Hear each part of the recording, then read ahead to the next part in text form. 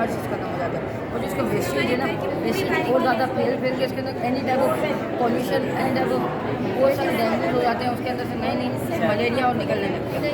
और यही जो पानी होता है, क्योंकि लेक का पानी और ये पानी सारे गायें पीती हैं, सारे जानवर इधर का पानी पीते हैं, इसकी वजह से वो भी बेचारी बैक्टीरियल हो जाती हैं और फिर उनको डिस्ट्रॉय हो जाती है। और हर जगह पे जगह पे छोटे छोटे कारखाने वाले होते हैं, वहाँ पे जो